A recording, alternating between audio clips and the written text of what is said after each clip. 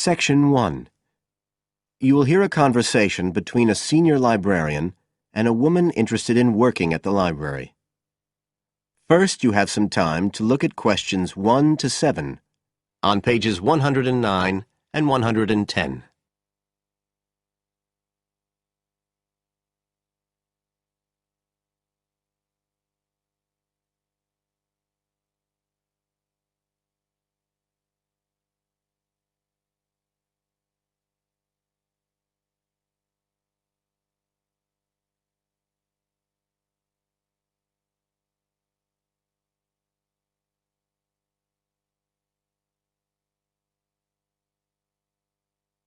You will see that there is an example which has been done for you. On this occasion only, the conversation relating to this will be played first. I'm interested in doing some work for the library. Are you the person to speak to? Yes.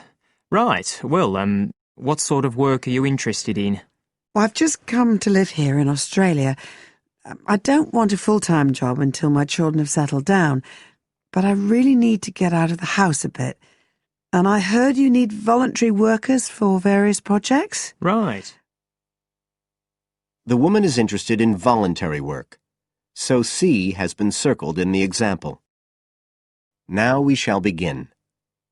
You should answer the questions as you listen, because you will not hear the recording a second time. Listen carefully and answer questions 1 to 7. I'm interested in doing some work for the library. Are you the person to speak to? Yes. Right. Well, what sort of work are you interested in? Well, I've just come to live here in Australia. I don't want a full-time job until my children have settled down, but I really need to get out of the house a bit. And I heard you need voluntary workers for various projects? Right. But I don't know if I have the right skills. Well, we do provide training. Oh! We always include an orientation to the library, together with emergency procedures. That's fire regulations, emergency exits, first aid so you can cope with accidents or sudden illness. Things like that which are necessary for anyone who's working with the public. Then we give specialist training for particular projects, like using our database system. I do have quite good computer skills, in fact. Oh, great. Is there any sort of dress requirement? Well, all staff have to wear a name badge, so they can be identified if they go outside the staff-only areas. But apart from that, there aren't many regulations. We ask you to sign in and sign out for insurance purposes, but that's all. How about transport? Do you live locally? Well, not too far away. I'm at Porpoise Beach. My husband needs a car during the day, but it's only about 20 minutes on the bus. In fact, we can reimburse part of your travel expenses in that case. Oh! Would that be the same if I came by car? No, because parking is such a problem here. One thing we are looking for, though, is someone who can drive a minibus. No problem. So, do the projects involve going outside the library? Some, yes, but not all. We've just finished one which involved working with photographs taken of the area 50 or 100 years ago. It basically involved what we call encapsulation. Putting them in some sort of covers to keep them safe? Exactly. It's time-consuming work, and we were very grateful to have help with it. Then, sometime next year, we're hoping to begin working on an initiative involving the sorting and labelling of objects relating to local history. We'll be needing help with the cataloguing. Well, I'd definitely be interested. How about at present? Well, we have a small team who work to support those who are unable to read. Working with the blind? Yes, or other groups who have reading difficulties. We provide volunteers with equipment so that they can take books home with them and read them aloud onto CDs. We're gradually building up a collection that can be lent to those who need them. I can see it would be useful, but I'd really like to do some sort of work where I can get the chance to meet people. How about reading stories to children? That's done by our regular staff. But we do have another project. It's a very long-established scheme which involves helping those who are unable to have direct access to the library. Oh, I noticed someone with a trolley of books when I was at the hospital last week. That sort of thing. That would have been one of ours, yes. It's one of our most popular services. Lots of people who wouldn't dream of going to the library normally, or when they're at home, borrow a book when the trolley comes round the ward. I can imagine. Yes, I'd definitely be interested in that. Right, so how do I enrol? Well, we do ask all volunteers to commit themselves to a regular period each week. I could probably do 5 or 6 hours. Oh, be careful not to take on too much. But we do need someone for a couple of afternoons, from 2 to 4, so 4 hours altogether. That sounds fine. Before you hear the rest of the conversation, you have some time to look at questions 8 to 10 on page 110.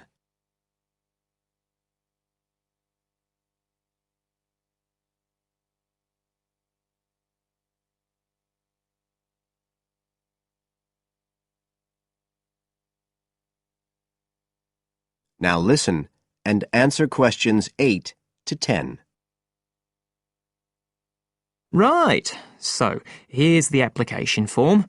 It asks the usual questions, name and address and telephone number. You also need to fill in details of who we should get in touch with in case of any accident or problem like that. We do need to have that filled in. And there's a space for date of birth, but that's only if you're over 75, so we won't worry about that. No. Oh, it asks for qualifications. Do I need to provide certificates? They're not necessary. We'll need the names of 2 referees, not relatives or family members, obviously. What else? Signature of parent or guardian. That won't be necessary, as I assume you're over 18. Yes. What's this? It says civil conviction check. That's a document we have to provide by law for those working on projects involving children, so we won't need it in your case. But you will need to sign this separate document. That's a copy of commitment. It's basically an agreement to work according to the library guidelines. So, if you'd like to fill this all in, you can do it here or take it home, whichever you prefer. I'll take it home if that's okay. Right, well, thank you for your time. That is the end of section 1. You now have half a minute to check your answers.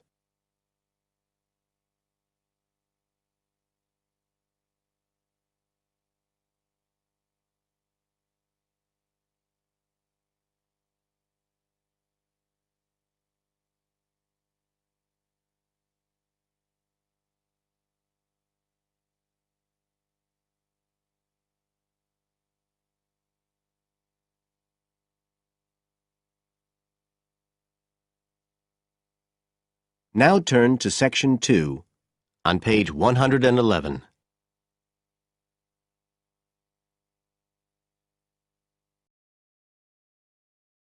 Section 2.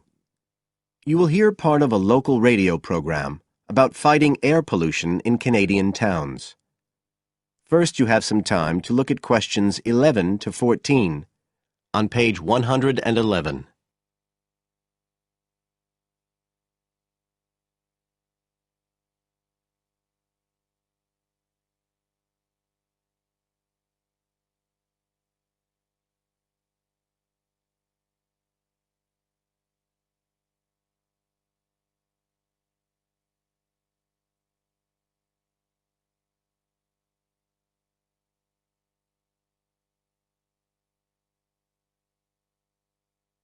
Now listen carefully and answer questions 11 to 14. Good morning, folks, and welcome to the Information Roundup on your own local radio station. This is Larry Knowles talking to you this morning on Tuesday, the 25th of May. And the first item coming up is a reminder to you all out there about Canadian Clean Air Day, which is on June 6th. In case you weren't around for the last one, this is a chance for Canadians everywhere to focus on the problems of air pollution and to actually try to do something to help reduce the problem. How many Canadians do you think die annually because of air pollution? 2,000? 3,000? Well, the rate is a staggering 5,000, and it's likely to grow unless we do something. And it's this concern with your health that's the driving force behind the government campaign that is sponsoring Clean Air Day. So what causes air pollution in the first place? Well, the transportation sector accounts for 27% of all greenhouse gases produced in Canada. It's also the biggest source of that thick, polluted air from traffic fumes that we call smog. And it's the tiny particles and ground-level ozone in smog that are the main causes of health problems and even deaths across the country. Of course, it's worse in the big cities, but researchers have only recently realized that all you need are low levels of air pollution to seriously damage your health, so we're all at risk. You now have some time to look at questions 15 to 20 on page 111.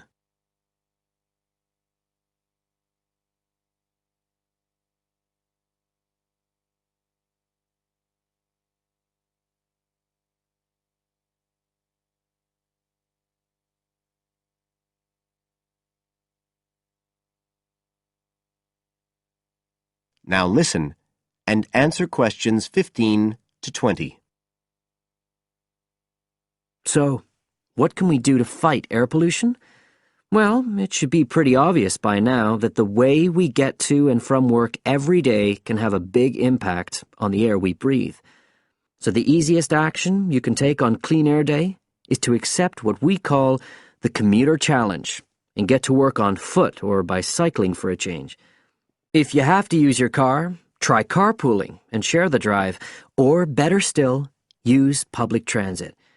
If everyone tries this for just one day, you'll be amazed by the difference it can make to the air in our towns and cities. But there's more you can do to improve air quality. For example, you can plant trees. And if you don't have a garden, then you can do your bit in other ways. For instance, did you know that modern, improved wood stoves can reduce wood smoke by as much as 80 to 90%? So you can make a big difference if you upgrade the appliances you use in your home. The government is also working hard on your behalf to clean up our air. Its priority is to reduce the emissions that cause smog, and they have clear plans to get there. Last year, Canada and the United States agreed to reduce emissions on both sides of the border between the two countries, and they plan to reach their targets in the next few years. The government's also taking action to get cleaner fuels. It's already reduced the sulfur contained in gasoline, and it hopes to reach the reduction target for sulfur in diesel by next year. But the measures don't just focus on the motorist.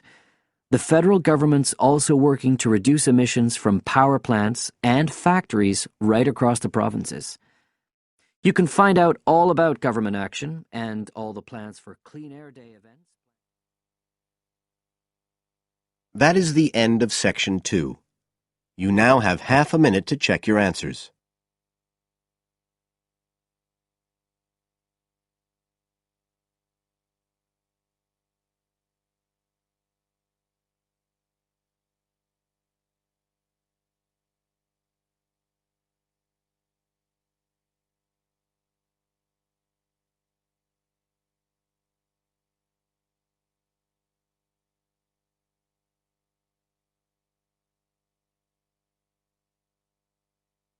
Now turn to section 3 on page 112.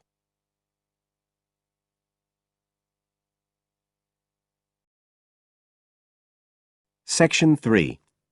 You will hear two geography students, Jack and Katie, talking about a field trip to Kenya in Africa. First, you have some time to look at questions 21 to 24 on page 112.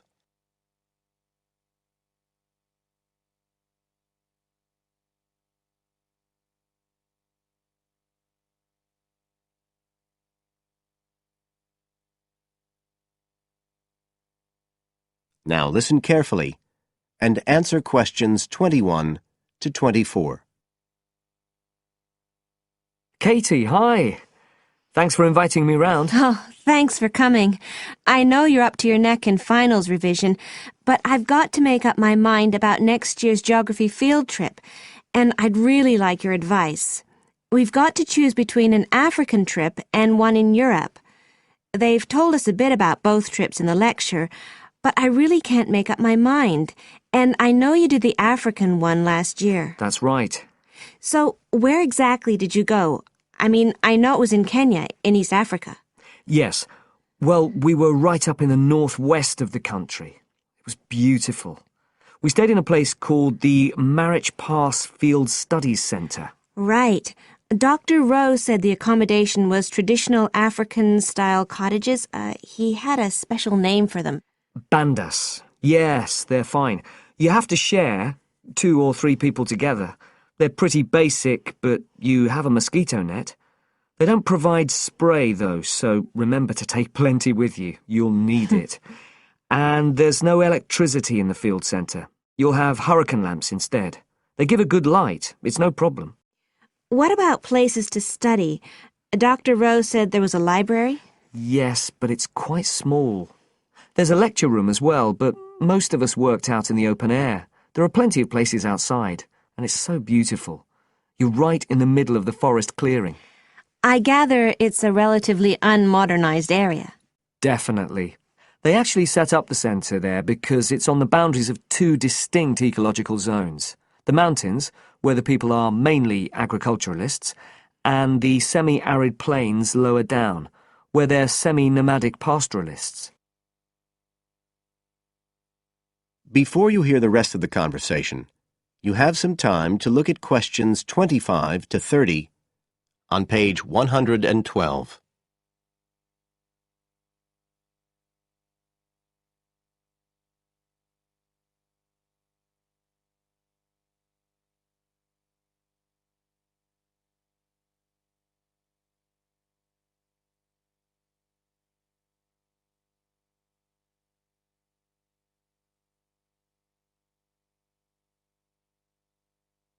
Now listen and answer questions 25 to 30. So, how much chance did you get to meet the local people there? Did you get the chance to do interviews? Yes, though we had to use local interpreters, but that was okay. Then we did field observation, of course, looking at environmental and cultural conditions, and morphological mapping. What's that? Oh, looking at the surface forms of the landscape, the slope elements and so on. What about specific projects? Yes. After the first 2 or 3 days, we spent most of our time on those. We could pretty well do what we wanted, although they all had to relate to issues concerned with development in some way. People did various things. Some were based on social and cultural topics, like the effect of education on the aspirations of young people, and some did more physical process-based studies, looking at things like soil erosion. My group actually looked at issues relating to water, things like sources such as rivers and wells, and quality and so on. It was a good project to work on, but a bit frustrating. We felt we needed a lot more time, really. Right. Dr. Rowe did say something about limiting project scope. Yes, he told us that too at the beginning, and I can see why now. What else? Well, we had some good trips out as part of the course. We went to a market town, a place called Sigur. That was to study distribution. And to look at agricultural production, we went to the Weiwei Valley. That's an important agricultural region. And what about animals? Did you have a chance to go to a national park? Sure. We did a trip on the last day, on the way back to the airport at Nairobi. But actually there was lots of wildlife at the field centre. Vervet monkeys and baboons and lizards. It does sound good. It was excellent, I'd say. In terms of logistics, it was very well run. But it was more than that. I mean, it's not the sort of place I'd ever have got to on my own. And it was a real eye-opener. It got me really interested in development issues and the way other people live. I did find it frustrating at the time that we couldn't get as far as we wanted on the project, but actually I'm going to follow it up in my dissertation, so it's given me some ideas and data for that as well. So you'd say it was worth the extra money? Definitely. That is the end of Section 3. You now have half a minute to check your answers.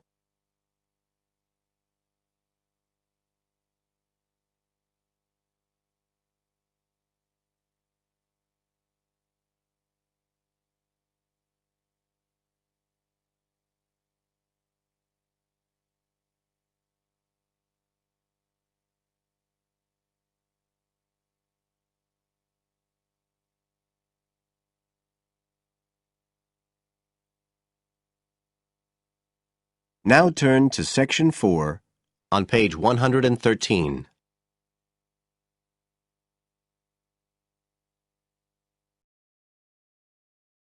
Section 4. You will hear a presentation by a student about a website she has designed for a supermarket. First, you have some time to look at questions 31 to 40 on pages 113 and 114.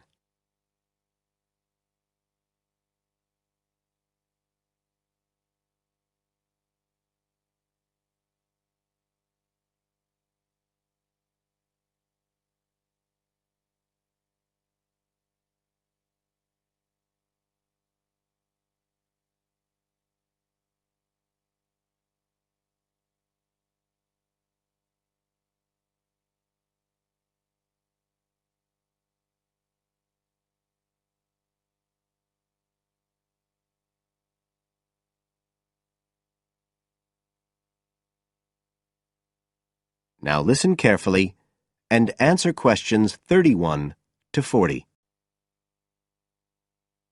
For my website design project, I decided to approach SuperSave supermarkets because I have an evening job at the supermarket, so I already have a slight insight into their organisational goals and workings.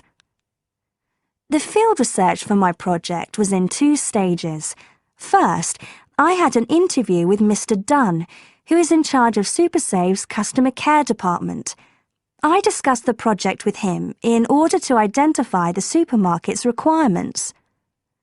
Mr. Dunn said customers are often unwilling to make a face-to-face complaint when they've experienced difficulties with a product or a member of staff or anything related to the supermarket. So he said a website which allowed members of the public to get in touch with the organisation and bring the problem to their attention in a private manner might be very useful, and we agreed that I'd work on this. For the second stage of my research, I devised a questionnaire to put to SuperSave customers. I needed to find out about the customers' experiences of problems together with their attitudes towards making complaints, both directly and indirectly. I used a mixture of closed questions, such as, have you ever experienced a problem at any SuperSave store, and open questions, such as, what would you find helpful about a customer complaint website?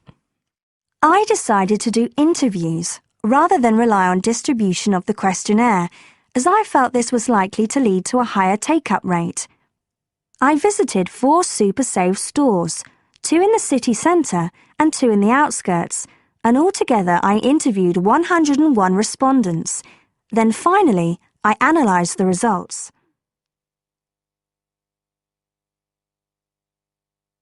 I found the results of the questionnaires to be very informative. I found that out of the total number of customers investigated, 64% had at some stage encountered a problem in a SuperSave store. Out of these people, the vast majority said that they hadn't reported the problem to any member of staff. They just kept it to themselves. The next thing I tried to find out was why they hadn't complained. Well, about 25% of the people I interviewed said the reason was that they couldn't be bothered, and a slightly smaller percentage said that they didn't have enough time. But 55% said the reason was that they felt intimidated. I finally asked if they would be more likely to complain if they didn't have to do it face-to-face, and nearly everyone I asked said that they would, 95% to be exact. I then set about designing the website to meet these needs. Once I'd completed the website, I made another appointment with Mr. Dunn to find out what he thought of it. Mr. Dunn said he felt that the pages would benefit his organisation by giving customers a new way of expressing their complaints and by making it easier to collect complaints, identify specific places where service and customer care were not as good as they should be, and act upon them accordingly.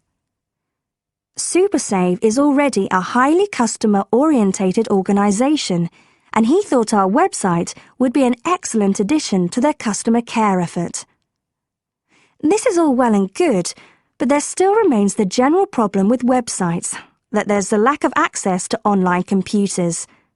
Surprisingly, in my survey, I found that 88% of those interviewed had access to the internet, which I felt was quite high. But this access wasn't always direct. For some people, it was through their children and grandchildren and neighbours and so on, rather than being readily available in their own homes. This could prove to be a major drawback to the site, but it is still better to have it now to get the edge over competitors, however slight, and in the very near future, it is expected that almost everyone will have direct access to the internet. Another thing to consider is that at the moment I can only base our conclusions on data gathered from a tiny fraction of the supermarket's customer base.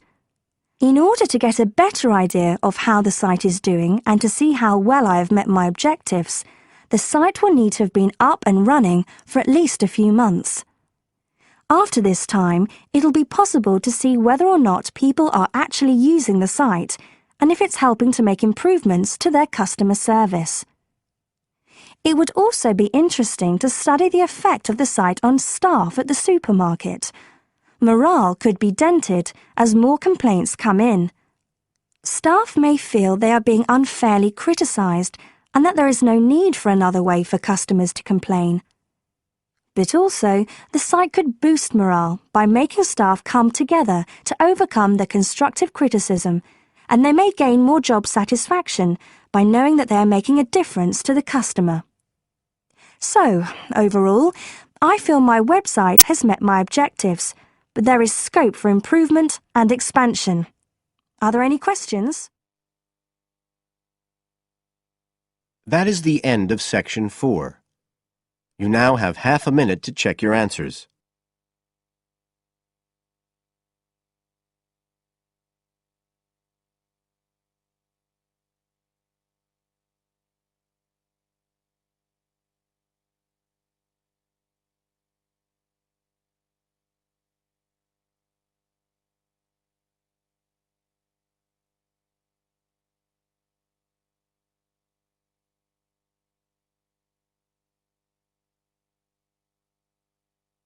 That is the end of the listening test.